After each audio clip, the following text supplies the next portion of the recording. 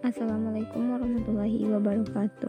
Perkenalkan, nama saya Vira Afrien, BP 18110062, jurusan S1 Akuntansi, Fakultas Ekonomi Bisnis Universitas Dharma Andalas. Dosen yang mengampu mata pelajaran ini yang pertama Dr. Asniati SE MBA AKCA CSRA, yang kedua Riani Sukma Wijaya SE MSI, yang ketiga Idwar MKom. Baiklah, saya akan menjelaskan hasil presentasi saya. Baiklah, saya akan menjelaskan penggambaran di FD sesering mungkin. Penggambaran di FD ini dapat dilakukan berkali-kali sampai secara teknik di FD dianggap benar dan dapat diterima pemakai dan sudah cukup rapi. Dengan kata lainnya, penggambaran di FD ini dapat dilakukan sampai terbentuk di FD yang enak dilihat dan mudah dibaca oleh pemakai dan profesional sistem lainnya. Keindahan di FD ini tergantung pada standar yang diminta oleh organisasi tempat profesional sistem itu bekerja dan perangkat lunak yang dipakai oleh profesional sistem dalam membuat di FD. Selanjutnya, penggambaran di FD enak untuk dilihat dengan memperhatikan hal-hal berikut ini. Yang pertama, ukuran dan bentuk proses.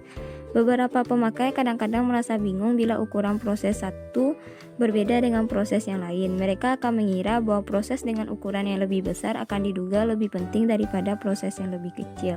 Hal ini sebenarnya hanya karena nama proses itu lebih panjang dibandingkan dengan proses yang lain. Jadi, sebaiknya proses yang digambarkan memiliki ukuran dan bentuk yang sama. Yang kedua yaitu alur data melingkar dan alur data melurus. Alur data dapat digambarkan dengan melingkar atau hanya garis lurus, mana yang lebih enak dipandang dan tergantung siapa yang akan melihat di FD tersebut. Yang ketiga yaitu di FD dengan gambar tangan dan gambar menggunakan mesin. Di FD dapat digambarkan secara manual atau dengan menggunakan bantuan mesin, tergantung pilihan pemakai atau profesional sistem yang. Selanjutnya yaitu penghindaran penggambaran di FD yang rumit. Tujuan di FD yaitu agar model yang kita buat mudah dimengerti, dibaca, tidak hanya oleh profesional yang membuat di FD, tetapi juga oleh pemakai yang berpengalaman dengan subjek yang terjadi. Hal ini dapat disimpulkan bahwa di FD harus mudah dimengerti, dibaca, dan menyenangkan untuk dilihat. Pada banyak kasus, di FD yang dibuat tidak memiliki terlalu banyak proses dengan data store, alur data, dan terminator yang berkait satu diagram. Bila terlalu banyak proses, terminator, data store, dan alur data dalam satu DFD, kemungkinan terjadi banyak persilangan alur data dalam DFD tersebut. Persilangan alur data ini menyebabkan pemakai akan sulit membaca dan mengerti DFD yang terbentuk. Jadi, semakin sedikit adanya persilangan data pada DFD, selanjutnya yaitu penggambaran DFD yang konsisten. Penggambaran DFD harus konsisten pada kelompok DFD lainnya. Profesional sistem menggambarkan DFD berdasarkan tingkatan DFD dengan tujuan agar DFD yang dibuatnya itu mudah dibaca dan dimengerti oleh pemakai sistem. Hal ini sesuai dengan salah satu tujuan atau syarat pembuatan dari DFD tersebut.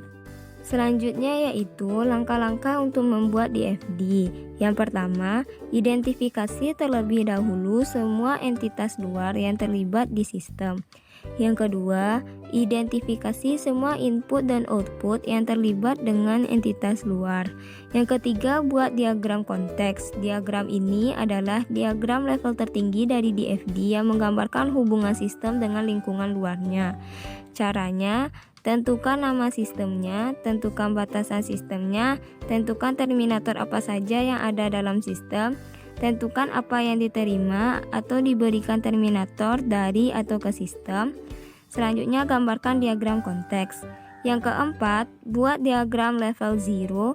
Diagram ini adalah dekomposisi dari diagram konteks. Caranya, yang pertama, tentukan proses utama yang ada pada sistem. Yang kedua, tentukan apa yang diberikan atau diterima masing-masing proses ke atau dari sistem sambil memperhatikan konsep keseimbangan atau alur data yang keluar atau masuk dari suatu level harus sama dengan alur data yang masuk atau keluar pada level berikutnya.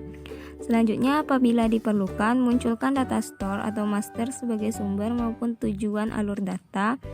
Selanjutnya, gambarkan diagram level 0 ini dengan cara Hindari perpotongan arus data dan beri nomor pada proses utama. Yang kelima, buat diagram level 1. Diagram ini merupakan dekomposisi dari diagram level 0. Caranya, yang pertama tentukan proses yang lebih kecil dari proses utama yang ada di level 0.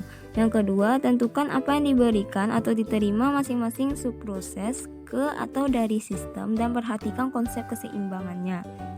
Yang ketiga, apabila diperlukan, munculkan data store atau transaksi sebagai sumber maupun tujuan alur data. Yang keempat, gambarkan DFD level 1 dengan cara hindari perpotongan arus data dan beri nomor pada masing-masing subproses yang menunjukkan dekomposisi dari proses sebelumnya. Yang keenam, DFD level 2, 3, dan seterusnya. Diagram ini merupakan dekomposisi dari level sebelumnya. Proses dekomposisi dilakukan sampai dengan proses ini siap dituangkan ke dalam program. Aturan yang digunakan sama dengan level 1. Baiklah, sekian hasil dari presentasi saya. Apabila ada kata yang salah, mohon dimaafkan. Wabillahi taufiq wal hidayah. Assalamualaikum warahmatullahi wabarakatuh.